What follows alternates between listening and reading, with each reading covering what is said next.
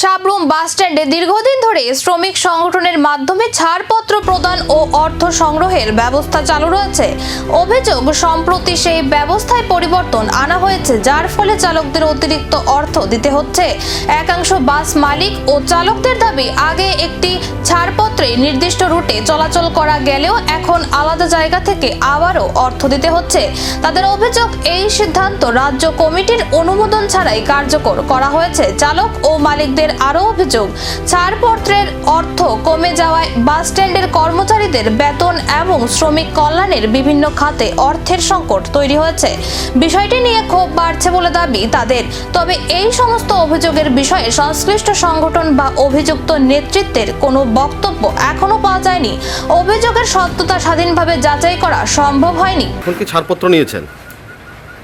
ছাড়পত্র নিয়েছেন? এটা কোন জায়গার গাড়ি? আগরতলা তো সাবরুম।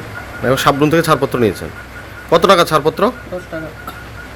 এই ছাড়পত্রর পরে তো আপনাকে আর ছাড়পত্র নিতে হবে না, না? এরপরে মনুবাজার আছে। কত টাকা দিয়ে সেখান থেকে নিতে হবে? 30 টাকা।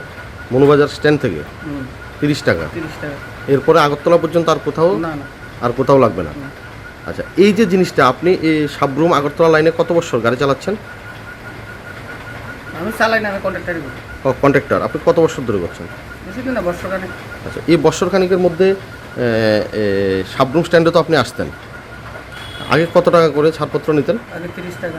30 টাকা। এরপরে কি এই ছাড়পত্র নিয়ে আপনারা আগরতলা যেতেন? না না, এখান থেকে আমরা বাইরের সময় ছাড়পত্র দিতে 30 টাকা রাখতো। হ্যাঁ, এরপরে তো আর লাগতো না, ডাইরেক্ট আগরতলা যেতেন। এখন আপনারা আবার কোন জায়গাতে দিতে হইতেছে সাবরুম করে? আমরা সাবরুমতে 10 টাকা, বাইরে মনুবাজার 30 টাকা। মানে সাবরুমে যেটা 30 টাকা দিতেন, এটা এখন 10 টাকা হয়ে গেছে। আর আবার মনুবাজার গিয়ে আপনাদেরকে এক্সট্রা 30 টাকা দিতে হইতেছে। এক্সট্রা না, এটা আগে আসছিল না, কোন নতুন করে আর কি। নতুন করে ওইখানে 30 টাকা দিতে হইতেছে। ওইটা আবার কিসের? অভিযোগের সত্যতা কি তদন্তে প্রমাণিত হবে নাকি আসবে ভিন্ন ব্যাখ্যা, এখন সেই দিকেই নজর সংশ্লিষ্ট মহলের।